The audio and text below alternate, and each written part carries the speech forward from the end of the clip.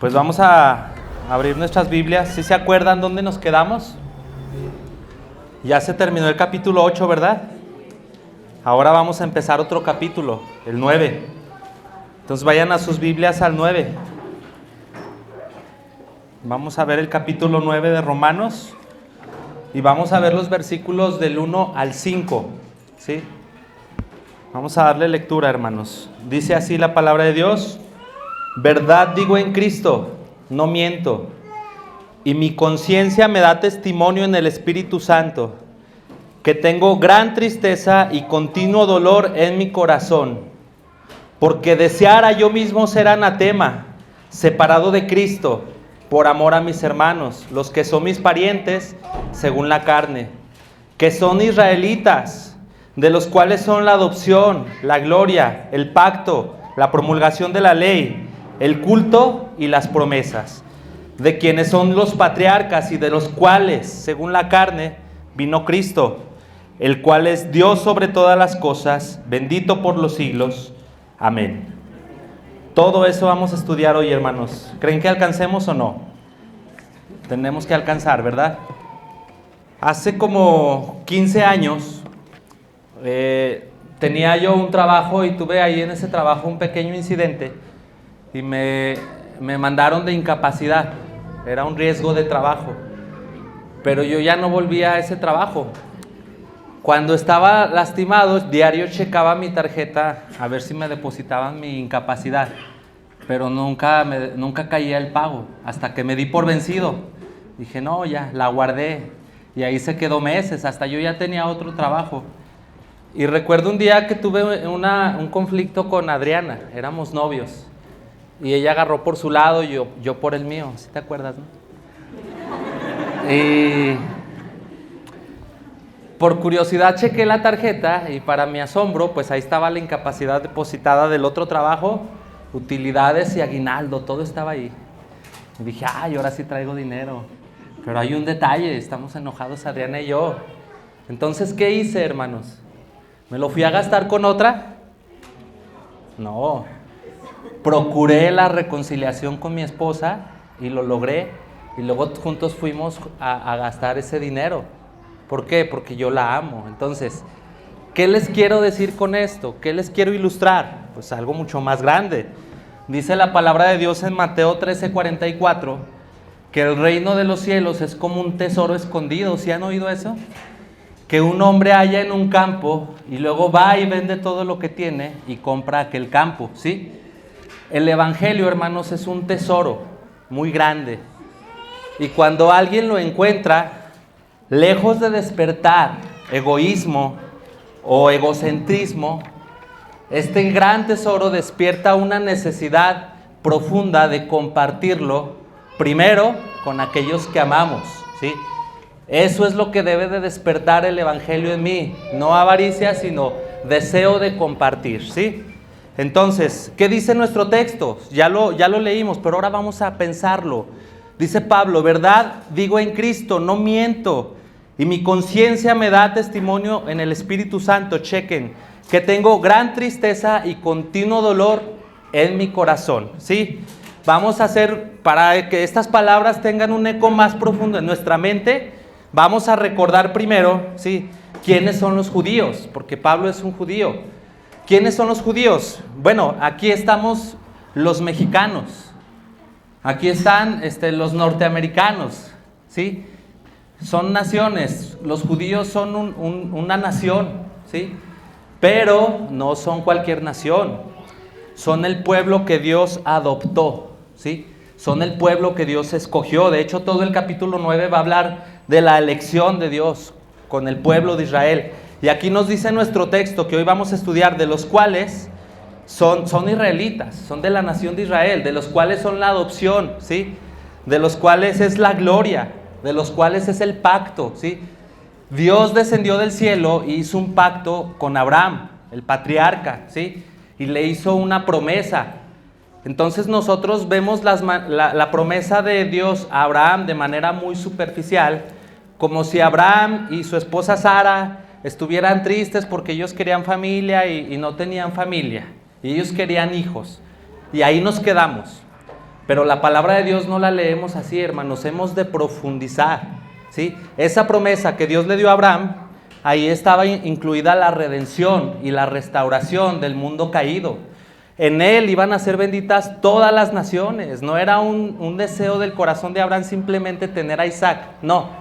Ahí había una promesa que iba a alcanzar a los mexicanos, a los norteamericanos, a los alemanes, a los ingleses, a todos nos iba a alcanzar esa promesa. Entonces, ¿dónde comienza la redención?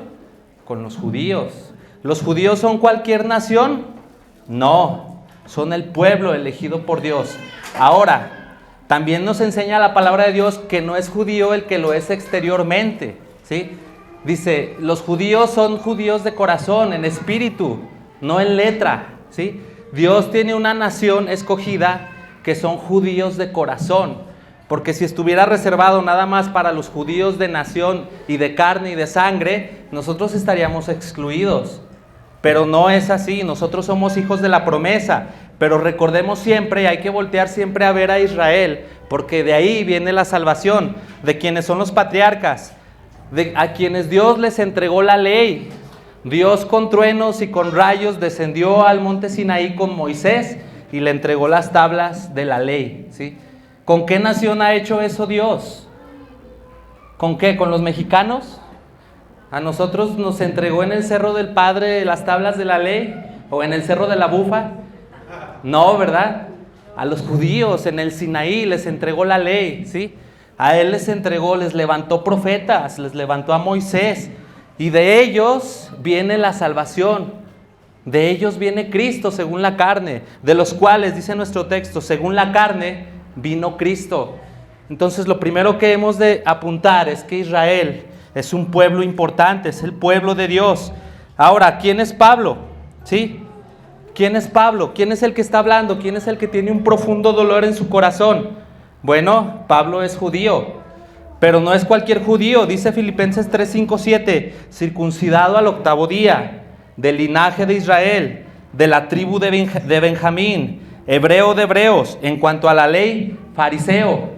Hay judíos que no son ortodoxos, ellos viven sin la religión, pero Pablo era un judío que vivía fuertemente arraigado en la tradición, en la religión y en la ley, entonces no era cualquier judío, Pablo. ¿Por qué creen que nuestro texto dice, verdad os digo en Cristo, no miento? Pablo está escribiendo y tiene que recalcar que no está mintiendo en lo que va a decir a continuación, que tengo gran tristeza y continuo dolor en mi corazón, porque deseara yo mismo ser anatema, separado de Cristo por amor a mis hermanos, los cuales son mis parientes, según la carne. ¿Por qué tiene que decir Pablo, de verdad, no miento? Tengo un profundo dolor, una gran tristeza continua en mi corazón. ¿Por qué tendría que decir esto? Bueno, les contesto. Recordemos que Pablo 5 veces recibió 39 azotes de los judíos. 5 veces 39. A ver, los que saben matemáticas, ¿cuántos azotes son en total? ¿250 azotes, más o menos? 5 veces 39 azotes. 3 veces azotado con varas, 1 vez apedreado. Pablo estuvo en peligros por causa de su nación, en peligros de muerte muchas veces. Ellos lo perseguían y lo acechaban. El hombre natural, ¿qué hubiera hecho? El hombre natural hubiera dicho, tengo gran tristeza y profundo dolor en mi corazón porque los judíos siguen vivos. ¿Por qué no les cae un rayo? Eso hubiera dicho un hombre natural, ¿sí? Porque Pablo había sido castigado duramente por su nación. Pero ¿qué dice Pablo? Tengo una gran tristeza y continuo dolor en mi corazón por amor a mis hermanos. Ahora, ¿está hablando de los cristianos? ¿Qué dice el texto? Por amor a mis hermanos, los que son mis parientes según la carne. No está hablando de los cristianos, está hablando de los judíos. Los judíos lo persiguen, lo azotan, lo apedrean y él, en vez de odiarlos, él tiene un gran dolor en su corazón porque ellos no conocen la verdad. Y ahora abrimos la pregunta. Hermano, ¿te identificas con el corazón de Pablo? Esta enseñanza se llama un corazón conforme a Cristo. Un corazón conforme a Cristo. Y lo primero que hemos de reflexionar es si estamos con esta gran tristeza y este profundo dolor como Pablo, primero por los que son nuestros cercanos, ¿sí? ¿Quién es tu cercano? Tu hermano en la sangre, en la carne. Tu hijo en la carne, tu padre en la carne, tus hermanos en la carne, tus primos, tus vecinos, tus alumnos, tus maestros. Ellos son los que están en tu círculo más cercano, ¿sí? ¿Cuál es tu actitud para con ellos? ¿Sí? Porque no conocen el evangelio. ¿Los ignoras? ¿No te importa que no conozcan la verdad? ¿Te reservas el tesoro para ti mismo o lo compartes? ¿Sí? ¿Puedes identificarte con Pablo, hermano? Toda esta predicación se va a tratar de animarte y exhortarte a que lo hagas, a que compartas. Pero primero tengo que hacer un paréntesis, hermano. Porque ¿cómo yo te mando a predicarle primero a tus cercanos y luego hasta lo último de la tierra, si a lo mejor el Espíritu Santo no ha obrado en ti la salvación? ¿Cómo te mando? ¿Han escuchado el dicho que dice no le puedes pedir peras al olmo? No le puedes pedir higos a la zarza, ¿verdad? Has de pedirle higos a la higuera. Si ahorita yo les predico, vayan y prediquen a sus familiares, ¿sí? Vayan y prediquen hasta lo último de la tierra. Pero ¿qué tal que ustedes no han recibido la instrucción del Espíritu Santo para salvación? Noten que dice nuestro texto, mi conciencia me da testimonio en el Espíritu, ¿sí? No es una simple cuestión de sentimientos o de actitud. Ahí, en Pablo, para que tenga este corazón conforme a Cristo, el Espíritu Santo está obrando dentro de él. Entonces, el primer apartado que vamos a ver es en forma de pregunta. ¿El Espíritu me da testimonio en la conciencia? O más bien, ¿mi conciencia me da testimonio en el Espíritu Santo? Pregunta. Esa pregunta sale del texto porque dice Pablo, mi conciencia me da testimonio en el Espíritu Santo. Afirmativo. Aquí. Ahora, en ti, hermano, en tu mente, ¿tu conciencia te da testimonio en el Espíritu Santo? Pregunta. ¿Está pasando eso? Ahora, ¿cuál es el proceso de la salvación? Yo te voy a contestar la pregunta y te voy a decir si es que el Espíritu Santo te está dando testimonio. ¿Cuál es una experiencia real de salvación? ¿Sí? Un cristiano cuando viene a Cristo, ¿sí?, no hace una oración simple y luego sigue con su vida de manera normal y ya es un cristiano. No. El Espíritu Santo obra de una manera muy marcada. Lo podemos ver en la Escritura y lo podemos ver en la experiencia de tantos cristianos. Yo en la sierra les preguntaba a los tarahumaras cómo había sido su experiencia de conversión y todos coincidían en un mismo punto, ¿sí? Y déjenles explico este punto. Hay 3 tipos de hombres aquí hoy en la iglesia, o 3 tipos de seres humanos, de hombres y mujeres. El hombre natural, el hombre bajo la ley y el hombre bajo la gracia, hombre o mujer. ¿Cuál es el natural? El natural es aquel que no conoce a Dios y no le importa, ¿sí? El natural es el que vive su vida a gusto en el mundo y no tiene el mínimo interés por buscar ni por acercarse a Dios. Es el hombre muerto. Efesios 2 dice o 2:5 dice que estábamos muertos en nuestros pecados y delitos. Bueno, el hombre natural es el que está muerto en sus pecados, ¿sí? Y no le importa.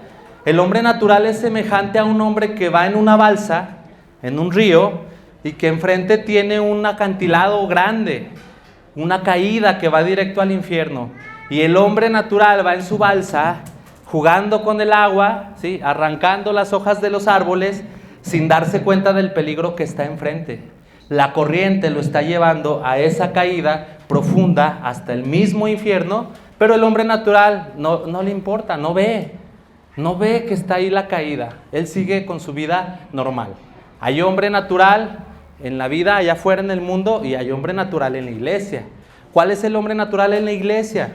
El que nada más se preocupa por ir el domingo a la iglesia, pero no ora en su casa, no tiene una comunión con la palabra de Dios, no comparte el evangelio, no está quebrantado, simplemente lleva una religión.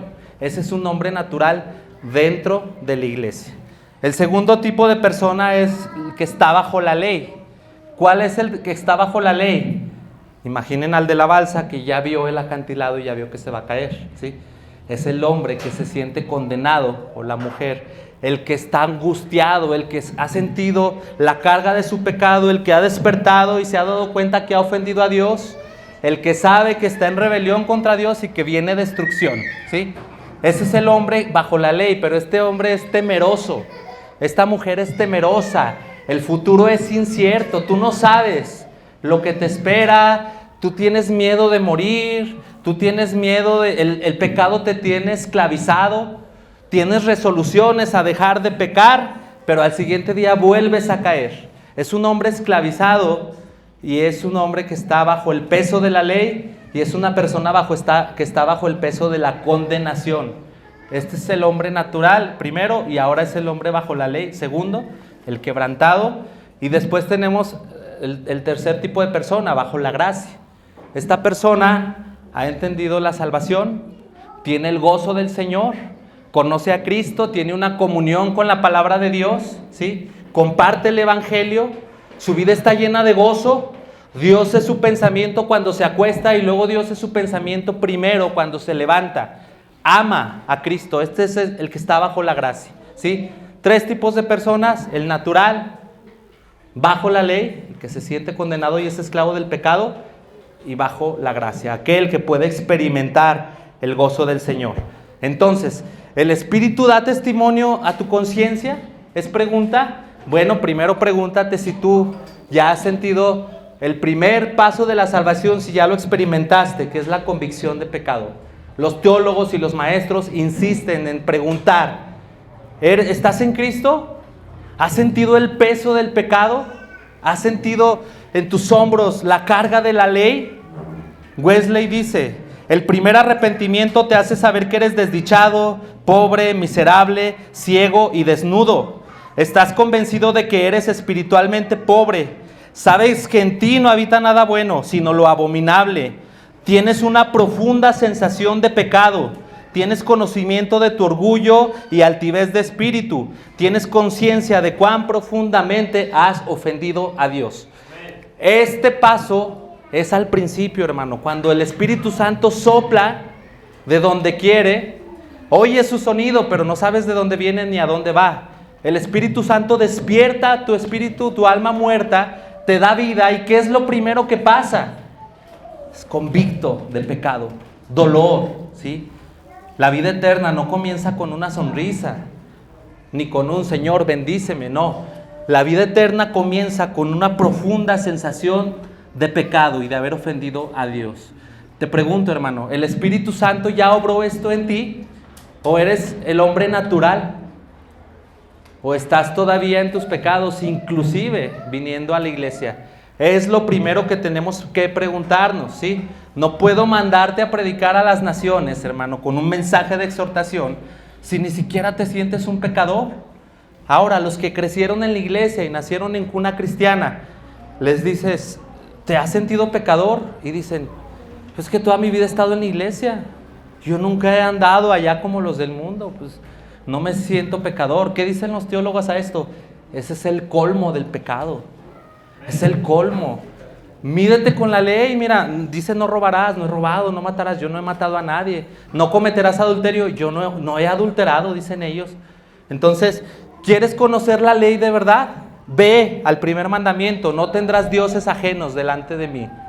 Cristo lo profundiza en el Evangelio y dice: amarás al Señor con toda tu alma, con toda tu mente, con todo tu corazón y con todas tus fuerzas, ¿sí? Pregúntate a ti mismo: ¿tú puedes cumplir este primer y mayor mandamiento? Aunque hayas crecido en la iglesia, Dios es el todo de tu ser, Dios es tu deleite.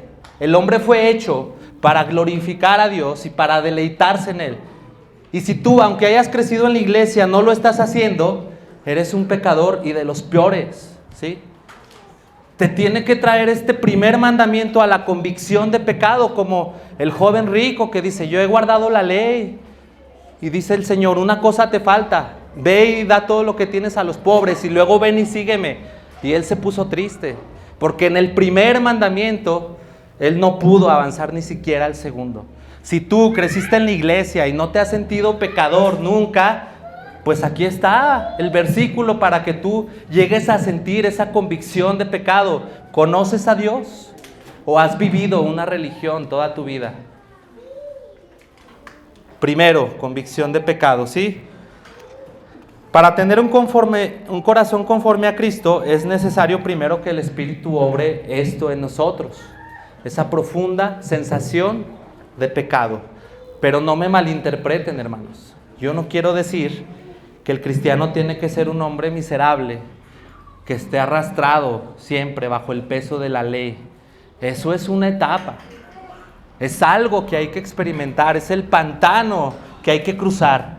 Pero no has de quedarte ahí, hermano, ¿sí? Si tú eres el hombre natural, y espero, o la mujer que está en sus pecados, espero que ahora hayas identificado quién eres. Después, si tú estás bajo la ley, si el pecado te tiene esclavizado, si no tienes el gozo de la salvación, hoy te animo y te despierto para que en el nombre del Señor salgas del pecado, salgas del pantano, ¿sí? Salgas de la convicción de pecado. No te puedes quedar estancado, la vida espiritual está en constante movimiento, ¿sí? Déjate, pongo una ilustración. Todos los días yo me levanto y camino en el lago de la Encantada. ¿Sí lo conocen?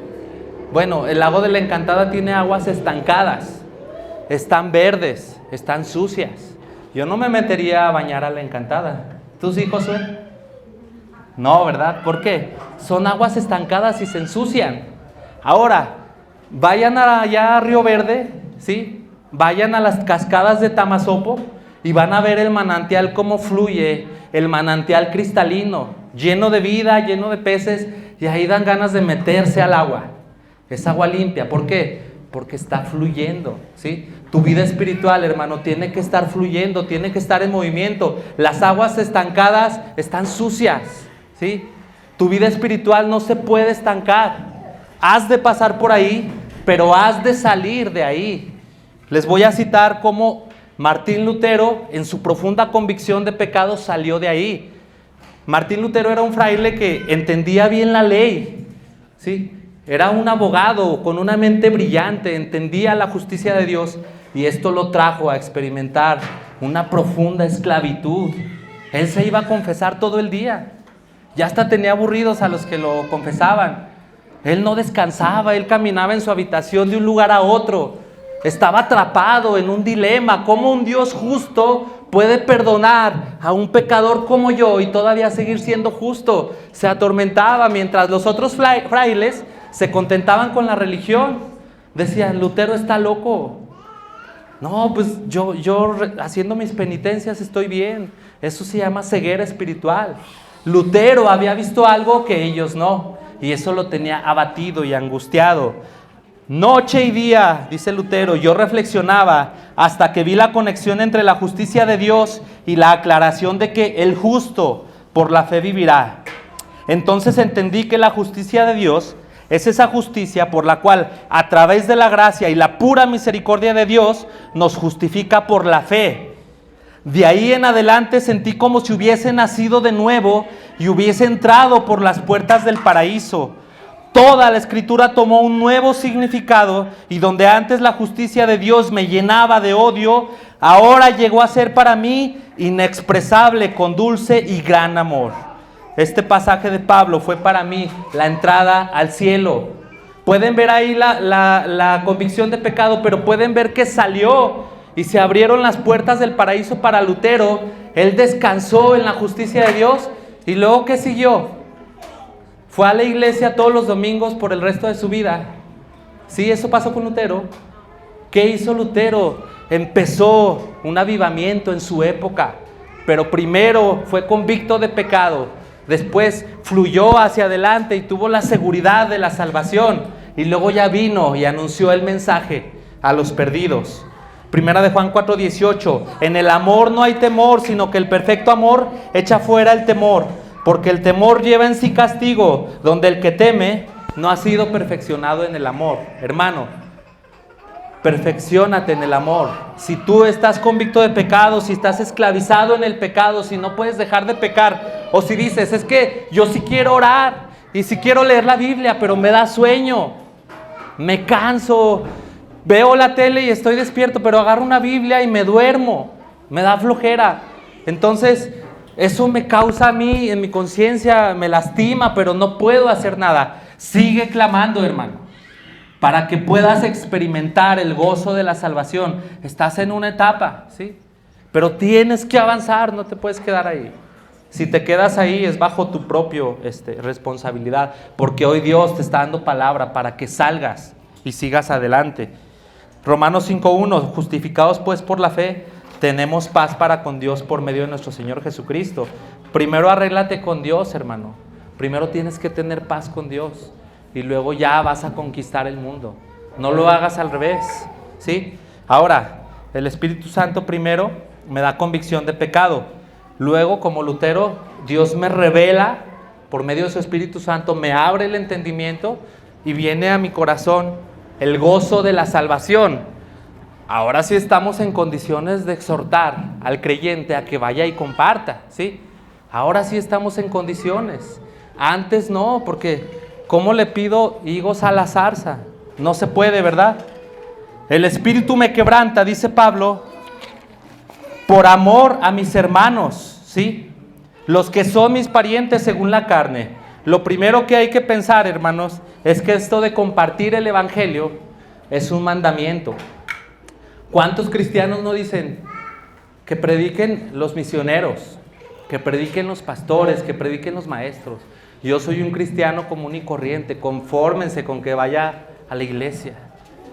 Entonces no eres de Cristo, porque dice Mateo 28:18, toda potestad me es dada en el cielo y en la tierra. Por tanto, id y haced discípulos a todas las naciones.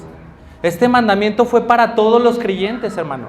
No nomás para los misioneros, para todos. Ezequiel 3:18, busquen la cita, por favor.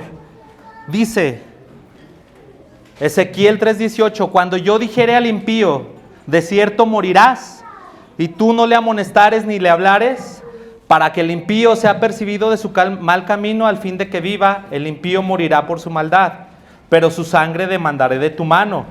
Pero si tú amonestares al impío, y él no se convierte de su impiedad, ni de su mal camino, él morirá por su maldad, pero tú habrás librado tu alma, ¿sí? Vayan de esa cita a Lucas 4, versículo 16 al 24. Y mientras buscan esa cita que vamos a leer, déjenles sigo diciendo, hermano. Dios nos manda a que vayamos a compartir el mensaje del Evangelio, ¿sí? Si somos de Él. Si no somos de Él, esto no va a ser una preocupación. Si somos del mundo, nuestro deleite va a estar en el mundo. Pero si somos de Cristo, hemos de sentir convicción por este mandamiento de ir y hacer discípulos, ¿sí? Y de compartirle al impío que está mal, decirle al de la balsa, oye, ¿sabes qué? Adelante hay un acantilado y un despeñadero y te vas a caer profundo en el infierno, ¿sí? Yo es mi deber amonestarte y decirte, pero ha de ser en orden, hermanos. En orden. Yo cuando iba a la Caja Roja antes a predicar, nos subíamos a una caja a predicar mensajes, yo estaba haciéndolo mal. ¿Por qué? Porque yo no estaba discipulando a mis hijos ni a mi esposa, pero sí andaba predicándole al extraño en la plaza. Hermanos, Dios nos libre de hacer algo así. Yo ya le pedí perdón a Dios, ya me arrepentí, pero esto es muy importante, hermanos. No podemos ir a predicar allá afuera a las naciones si no le hemos predicado a los de nuestra propia casa. No te atrevas, padre de familia, salir a predicar a las calles si todos los días no estás discipulando a tus hijos, si todos los días no los tienes sentados escuchando la palabra, leyéndoles salmos, leyéndoles proverbios. No te atrevas a hablar afuera de Cristo, hermano, porque eso sería pecado. Primero con los de tu casa, luego agarra corte con tus vecinos, con tus primos. Y déjame decirte un principio, no es fácil predicarle a tus cercanos, ¿sí? Ninguno es profeta en su propia tierra, en su parentela. ¿Ya tienen la cita de Lucas? Ok, vamos a leerla. Lucas 4, 16, 24. ¿Quién me ayuda, por favor? Lucas 4, 16, 24. Del 16 al 24. No se animan. Bueno, ahí voy. Lucas 4, del 16 al 24. Dice así la palabra de Dios.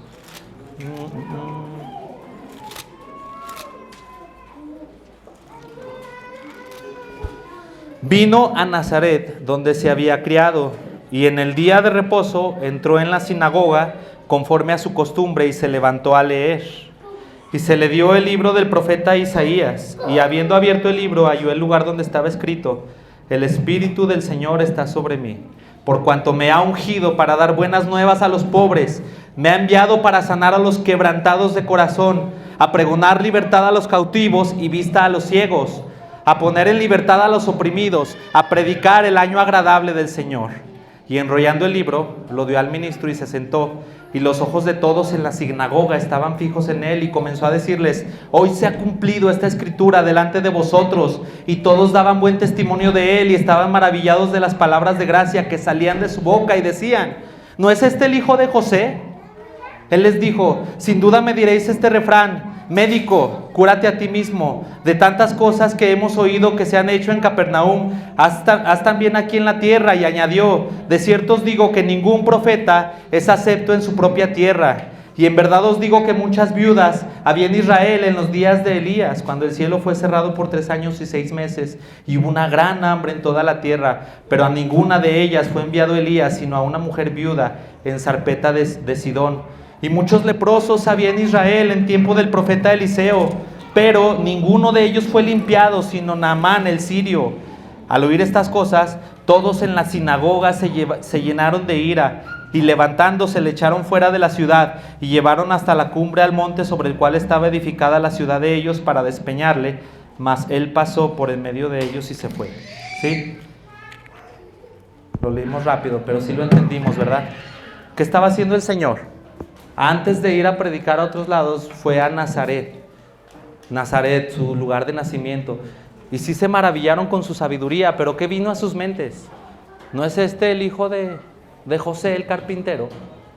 ¿Ven lo difícil que es predicarle a tus cercanos? Cuando se levante José Luis y empiece a predicar a sus familiares, van a decir: ¿que no es José Luis el que hace las donas? ¿Que no es Carlos el que vende papas en el mercado? ¿Por qué viene aquí hablándonos misterios si nosotros lo conocemos? Es un comerciante que anda por ahí. No es el profe, sí, no es el profe que da clases en la sierra. Entonces, ¿por qué viene a hablarnos de cosas misteriosas? Hay un prejuicio cuando vas y predicas a los cercanos. Pero hermano, el siervo no es mayor que su Señor. Si Cristo tuvo que hacerlo y enfrentar el momento bochornoso, tú tienes que hacerlo también, y tienes que ir y predicarle a tus cercanos, ¿sí? Ahora, no te estoy diciendo que pongas un estado de WhatsApp y digas que el que no cree en Cristo se va a ir al infierno y ya descanses, ¿sí? No es así de simple ni así de rápido. Primero tienes que orar, tienes que invitarlos a comer, ¿sí? Tienes que escucharlos. ¿Cómo es su vida y cuáles son sus problemas? Has de dedicarle tiempo a hacerlos amigos. Dice Raúl Enchuro que él tardó años para poder darles el evangelio. Hermano, no se trata de llegar a echar bibliazos a la casa de mis tíos, a la casa de mis hermanos según la carne. No se trata de ir y condenarlos antes de tiempo al infierno. Eso no es amor, eso no es un corazón conforme a Cristo. Hemos de hacerlo con tierno amor. Hemos de hacerlo con paciencia, con sabiduría, estratégicamente, con un corazón conforme a Cristo, hermanos, ¿sí? Pero cuando compartas, tienes que agarrar este corte, ¿sí? Si tú ya le predicaste a los cercanos, ahora sí, no digas: pues ya dijeron en la iglesia que le predicara a mis cercanos, ya lo hice. Ahora sí ya vámonos tranquilamente a la iglesia todos los domingos. No. La mies es mucha, los obreros pocos. No has de parar hasta lo último de la tierra, dice la palabra de Dios, ¿sí? ¿Tú crees, hermano, que está bien que a veces nos desanima ir a la iglesia, que las bancas están incómodas, o que no hay ventilación, o que estamos muy amontonados y hace mucho calor? ¿Tú crees que eso está bien pensar de esa manera, hermano? Te voy a leer unos testimonios para que Dios te atrape, para que Dios te dé esa convicción para ir a predicar. Ahora que van a hacer la separación los hermanos de los dos servicios, muchos van a decir: nah, ya no va a ser lo mismo, porque nos incomodan. Esa palabra, estar cómodo en la iglesia, no debería de existir. El cristianismo no es cómodo, hermanos. El cristianismo no es cómodo, y te lo voy a demostrar con unos testimonios. John y Betty Stam se conocieron en el Instituto Bíblico Moody. Se casaron en 1933 a la edad de 26 años. Después de eso fueron a China como misioneros. El lugar era peligroso debido al conflicto entre los comunistas y los nacionalistas. En 1934 nació la pequeña Ellen. 3 meses después, sus padres fueron decapitados por los comunistas en una colina afueras de Myosheo. Y la nuera de Houston Taylor nos relata esta historia. Esta pequeña, la hija de ellos dos, nunca fue tan preciosa como cuando la miraron por última vez en toda su dulzura de bebé, cuando fueron bruscamente conducidos a la mañana siguiente hacia la muerte, dolorosamente atados con sogas, con las manos en la espalda, despojados de su ropa exterior, mientras John caminaba descalzo porque le había dado sus calcetines a Betty. Pasaron por aquella colina donde él era muy conocido. Los ridiculizaban a gritos y llamaban a la gente para que presenciara la ejecución. Al igual que su maestro, fueron llevados a una colina fuera del pueblo. Ahí, junto a un grupo de pinos, los comunistas arengaban a los espectadores involuntarios que parecían demasiado aterrados como para articular una protesta. Solamente el doctor de aquel lugar, que era cristiano, rompió las filas y protestó por sus amigos. Pero al ver ellos que era otro cristiano, también lo ataron. John pidió misericordia al menos por su amigo el doctor, pero se le ordenó arrodillarse enérgicamente. En eso asesinaron al doctor. Posterior a eso, la expresión gozosa de John reflejaba una presencia invisible en su rostro. Betty tembló mientras lo decapitaron, pero solo por un momento. La espada pasó por su cuello y después cayeron los dos. Esta espada los volvió a reunir en la eternidad. 2 misioneros, la niña huérfana, la envolvieron, la escondieron en un basurero con unos dólares en la cobija, y después la encontraron. Esa niña vive y da testimonio de lo que hicieron sus padres por amor a Cristo. Ese es un corazón conforme a Cristo. John Patton, 1824-1907, trabajó como pastor durante 10 años en una iglesia de Escocia, pero Dios comenzó a poner carga en su corazón por las Nuevas Hébridas, un grupo de islas en el Pacífico llena de pueblos caníbales. 20 años antes, 2 misioneros fueron a esas islas y fueron asesinados y comidos. Él sabía a lo que se enfrentaba, pero fue, o más bien el Señor lo envió. Finalmente fue a su misión y en el camino su esposa y su hijo recién nacido murieron. Cuentan que él, llorando, tuvo que cavar las tumbas con sus propias manos, pero cumplió su misión, llevó el mensaje a las Nuevas Hébridas y en esa isla caníbal llegaron a conocer la paz del Señor. Jimmy Elliot, 1927-1953, fue a los indios Guaurani con otros 4 compañeros. Los recibieron con lanzas y todos los hombres murieron. Años más tarde, su esposa Elizabeth llevó ahí mismo el mensaje y muchos en la isla creyeron, y ahora la paz de Cristo habita en este lugar. Vamos a Hechos 7, capítulo 54. Ese es un corazón conforme a Cristo, hermanos. Hechos 7, 54.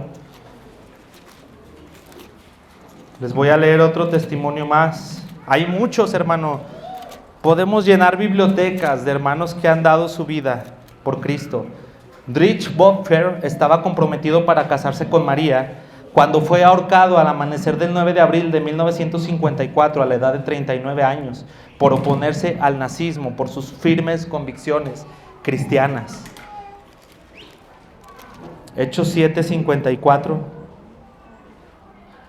dice aquí en la predicación de un mártir que está en la Biblia: vosotros que recibisteis la ley por disposición de los ángeles y no guardasteis. Ahí termina su predicación.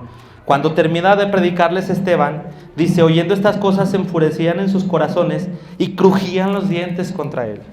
Pero Esteban, lleno del Espíritu Santo, puestos los ojos en el cielo, vio la gloria de Dios y a Jesús que estaba a la diestra de Dios. Y dijo: he aquí veo los cielos abiertos y al Hijo del Hombre que está a la diestra de Dios. Entonces ellos, dando grandes voces, se taparon los oídos y arremetían a una contra él, echándole fuera de la ciudad. Le apedrearon y los testigos pusieron sus ropas a los pies de un joven que se llamaba Saulo. Y apedreaban a Esteban mientras él invocaba y decía: Señor, recibe mi espíritu. Y puesto de rodillas, clamó a gran voz: Señor, no les tomes en cuenta este pecado. Y habiendo dicho esto, durmió o murió. Los testimonios que les acabo de leer son nuevos. Ahí tenemos en el Nuevo Testamento, en el libro de los Hechos, una ejecución. Y de esa ejecución siguió otra y otra. Y fueron cayendo Pablo, Pedro, todos los apóstoles fueron cayendo perseguidos y muertos. ¿Por qué? Porque ellos se aislaron en una iglesia con 4 paredes, fueron egoístas y no les importó predicar el evangelio. No. Ellos fueron muertos porque valientes, convictos de pecado y conscientes de la necesidad de que los otros estaban cayendo en el abismo y se los estaba tragando el abismo del infierno, ellos fueron con esa urgente necesidad y predicaron la palabra de Dios, hermano. Entonces, ¿qué piensas ahora de estos testimonios, hermano? ¿Te parece bien llevar una vida cómoda cuando tus hermanos han dejado todo para predicar el evangelio? Ahora, no te estoy diciendo que saliendo de aquí hagas tu maleta y te vayas a una isla caníbal.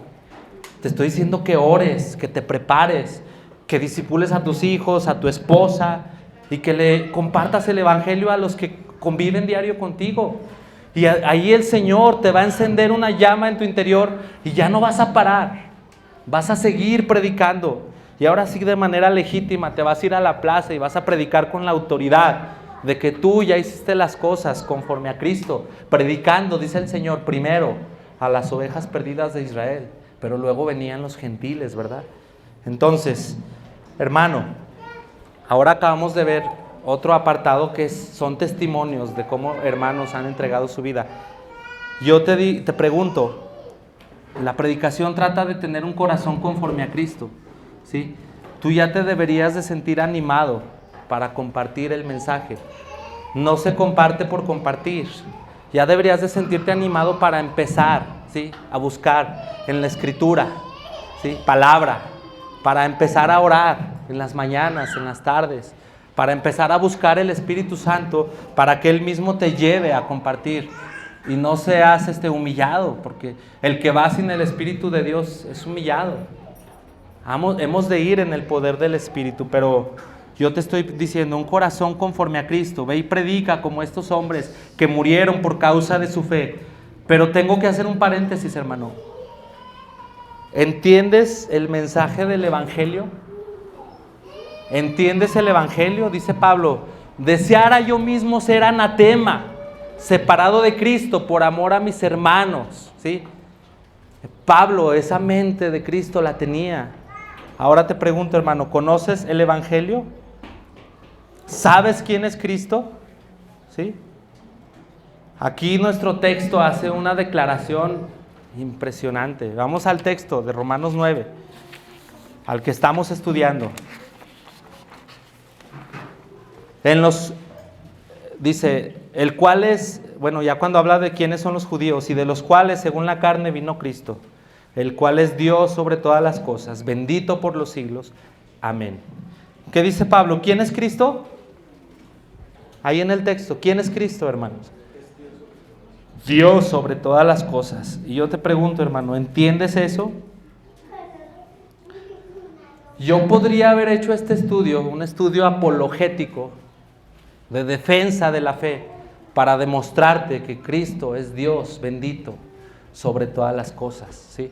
Yo pude haber dedicado 1 hora defendiendo este punto, versículo por versículo, de que Cristo es Dios. Pero hermano, ¿para qué discutimos con la palabra? ¿Qué dice aquí? El cual es Dios sobre todas las cosas, bendito por los siglos. Está hablando de Cristo, Cristo es Dios.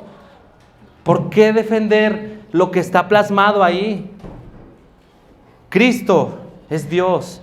Ahora, ¿conoces a Dios? ¿Sí? Descríbeme, bueno, en tu mente, descríbeme algunos atributos de Dios que tienes. Dios es bueno, ¿verdad? Dios es bueno. Ahora, ¿cómo experimentas tú la bondad de Dios? Cuando te comes una fruta fresca y le muerdes, ahí está la bondad de Dios, ¿sí? Cuando ves un amanecer o ves la noche hermosa, ahí puedes ver la bondad de Dios, ¿sí? Cuando te comes una carne asada o cuando estás en una fogata en la noche con tus amigos, ahí puedes ver la bondad de Dios. Todo lo bueno que tú llegues a experimentar en tu vida tiene su origen en la bondad de Dios, ¿sí? Ahora, Dios es fuerte, todopoderoso, decía Adrián. Ahí en la sierra había unas piedras gigantes, que si 10 tratábamos de cargar la piedra, no la íbamos a poder, eran piedras muy pesadas. Pero Dios sostiene la inmensidad del sol con su pura voluntad, la inmensidad de los planetas con su pura voluntad. Dios tiene en movimiento esos meteoritos gigantescos con su pura fuerza. Dios es todopoderoso. O sea, Dios es bueno, Dios es todopoderoso, Dios es santo, ¿sí? Cuando el Señor hacía un milagro, los hombres pecadores se apartaban y decían: Señor, apártate de mí porque soy pecador. La santidad de Dios es una presencia fuerte, de tal manera que los mismos serafines y los querubines se tapan y con 2 alas vuelan y con las otras 4 se tapan y dicen: santo, santo, santo es el Señor. El Señor es santo y el Señor es justo. ¿Qué significa que Dios es justo? Significa que Dios no toma por inocente al culpable. ¿Qué significa que Dios es un juez justo? Significa que cada pecado que cometa alguien se tiene que castigar porque Dios es un juez justo, ¿sí?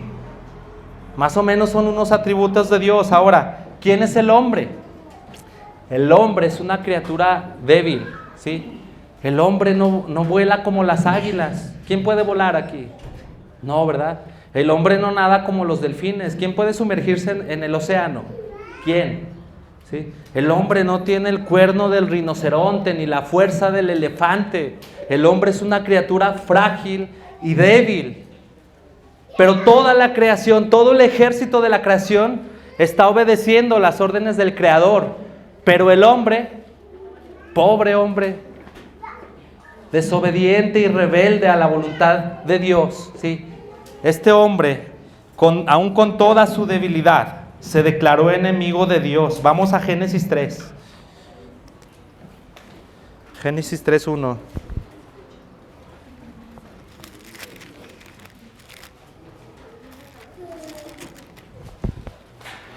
Pero la serpiente era astuta, más que todos los animales del campo que Jehová Dios había hecho, el cual dijo a la mujer: con que Dios os ha dicho, no comáis de todo árbol del huerto. Y la mujer respondió a la serpiente: del fruto de los árboles del huerto podemos comer, pero del fruto del árbol que está en medio del huerto, dijo Dios, no comerás de él ni le tocaráis, para que no muráis. Entonces la serpiente dijo a la mujer: no moriréis, sino que sabe Dios que el día que comas de él, serán abiertos tus ojos y serás como Dios, sabiendo el bien y el mal. Serás como Dios, sabiendo el bien y el mal. Serás como Dios. Recuerden el pecado del ángel caído. Recuerden el pecado. ¿Cuál fue su pecado? Tanta fue su vanidad y tanto fue su orgullo que él quiso ser como Dios. Y levantó una revuelta en el cielo y la tercera parte de los ángeles le obedecieron y fueron y pelearon contra Dios. ¿Para qué? Ellos querían matar a Dios con Satanás al frente y quitarle el trono. Y Satanás quería proclamarse Dios. ¿Y cuál fue la desobediencia del hombre? ¿Cuál fue el pecado? Quiso ser como Dios, quiso el huerto para él mismo, para él solo, sin tener un Señor encima de él, ¿sí? Entonces, ¿cuál es la diferencia? Ahí está Satanás rebelándose contra Dios y condenado. Entonces el hombre quiso ser como Dios, hermanos. ¿Por qué lo leemos tan superficialmente? Como si a Adán y a Eva, ahí como la película esta de la Laguna Azul, ay, ahí está un arbolito de manzanas y se les antojó una manzana, pues se la comieron y luego Dios los castigó, Dios dejó entrar el pecado y la muerte. Hermano, eso es absurdo y superficial. El hombre quiso ser como Dios, se rebeló contra Dios, lo quiso asesinar en su corazón. ¿Entiendes la gravedad de esto? Ahora, todo el tiempo estamos proclamando aquí que nosotros éramos enemigos de Dios, pero ni siquiera sabemos por qué. ¿Sabemos por qué? Ahora, porque nuestros deseos son tan fuertes que seríamos capaces de asesinar a Dios si pudiéramos. Dice un predicador: si tu niño bebé fuera lo suficientemente fuerte, te mataría porque no le compraste ese dulce, ese helado, ese juguete. Así somos nosotros, hermano. Los deseos van en contra de la voluntad de Dios y en el corazón del hombre natural dice: esta ley que me acusa en mi conciencia y no me deja pecar como yo quiero. Y nunca lo proclaman, nunca lo dicen, pero ellos si pudieran, se levantarían contra Dios y atentarían contra Él.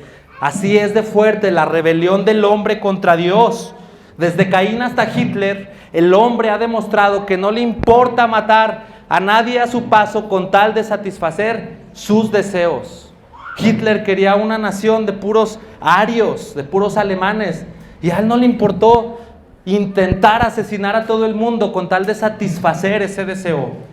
Los fariseos llevaron al Señor, lo acusaron porque Él los había exhibido en su religión falsa. Roma, César, mandó crucificar al Señor porque Él no quería revueltas. Sus deseos estaban primero. Así, mate a Dios mismo, yo voy a cumplir mis deseos. ¿Ven la rebeldía? ¿Ven dónde está la enemistad del hombre con Dios? Ahora lo pueden ver con más claridad, hermanos. Ahora, éramos enemigos de Dios los que estamos en Cristo, pero hemos sido reconciliados con Dios. ¿Cuánto costó darnos un corazón conforme a Cristo? Simplemente Dios bajó y dijo, bueno, todos se rebelaron contra mí, atentaron contra el trono santo de Dios, pero los perdono, ¿sí? Soy bueno, los perdono. Y ya, así quedó la redención. Fue a un costo muy alto, hermanos, porque la reconciliación es por medio de la fe en su sangre, ¿sí? Vamos a Romanos 3, del 25 al 26. El costo de un corazón conforme a Cristo. El costo de un corazón conforme a Cristo, ¿sí? Dios santo, todopoderoso, justo y bueno, descendió del cielo, se hizo hombre, el verbo se hizo carne y habitó entre nosotros, ¿sí? Dice la palabra de Dios, a quien Dios puso como propiciación por medio de la fe en su sangre, para manifestar su justicia, a causa de haber pasado por alto en su paciencia los pecados pasados, con la mira de manifestar en este tiempo su justicia, al fin de que Él es el justo y el que justifica al de la fe que es en Jesús. Ahora, hermanos, en su paciencia, desde el primer pecado, ¿sí? Estuvo el Señor guardando. Toda esa ira que desata el pecado, la ira de Dios, fue contenida. Dios detuvo su mano. Por eso los hombres de la antigüedad, ¿sí? Todos los que leemos en la historia de Israel, todos ellos cometían pecados, ¿sí?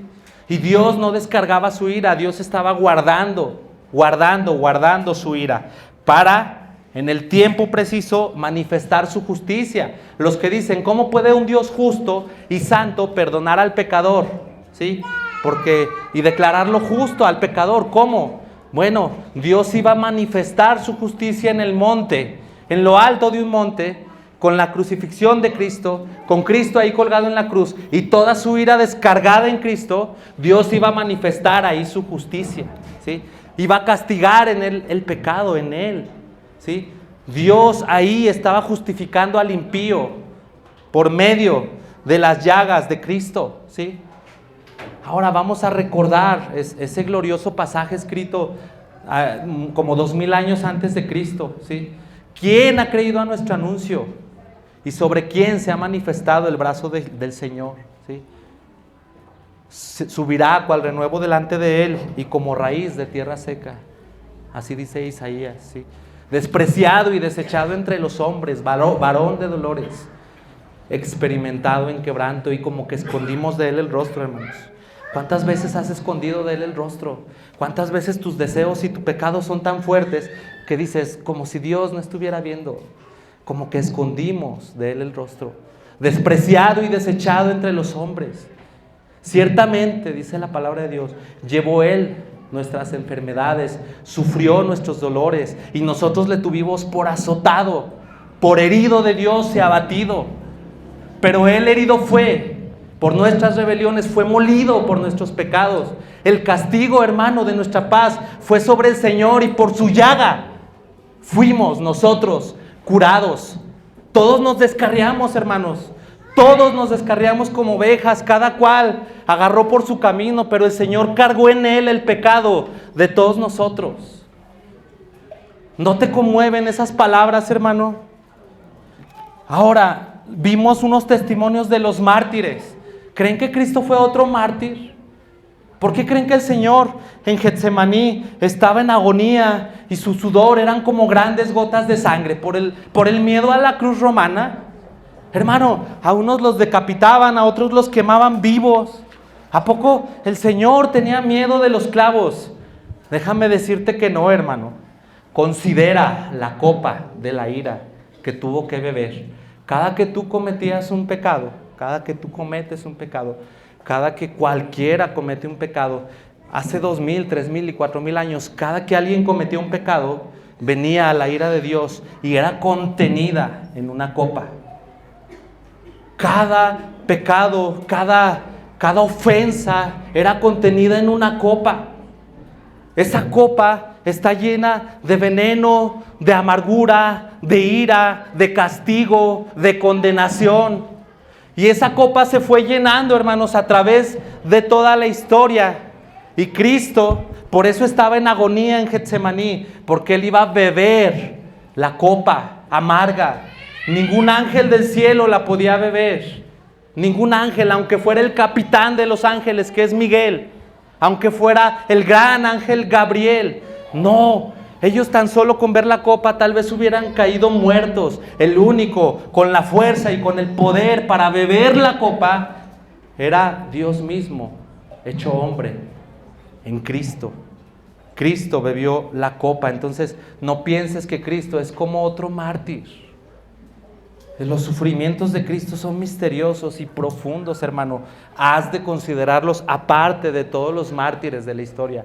Porque lo que sufrió Cristo, en Él, la ira de Dios, es algo insoportable, insostenible, algo que nadie jamás podría resistir, ¿sí? Dice Pablo en nuestro texto, deseara yo mismo ser anatema, o sea, maldición. Y dice Gálatas 3:13, Cristo nos redimió de la maldición de la ley, hecho por nosotros maldición. Pablo dice, deseara yo mismo ser anatema. Pero Pablo no podía hacerlo. Pero el Señor sí se hizo maldición por nosotros. Y Él cargó el pecado en sus llagas, en esa copa que bebió, ¿sí? Entonces, hermano, ahora ya te he predicado el evangelio, ¿sí? Ya te animé, ya te exhorté a que vayas y prediques hasta lo último de la tierra, pero primero a tus cercanos, primero a tus familiares, ¿sí? ¿Cuál va a ser tu respuesta, hermano? ¿Cuál va a ser tu respuesta? Ahora, nosotros éramos enemigos de Dios, y ahora el Señor, por su misericordia, nos ha hecho sus amigos. ¿Cuál es el corazón de Cristo? Morir por mis enemigos, para salvarlos. ¿Cuál es el corazón de Cristo? Aquellos que se burlaron de mí, aquellos que me azotaron, aquellos que me despreciaron.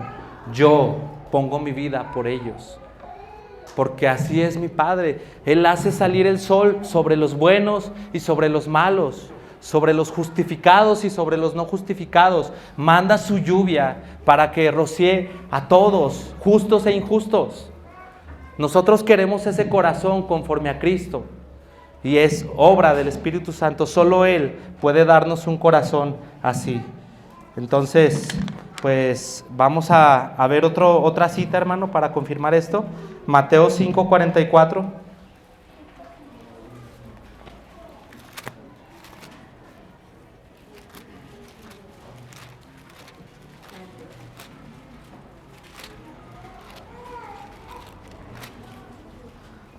Dice la palabra de Dios: oísteis que fue dicho, amarás a tu prójimo y aborrecerás a tu enemigo.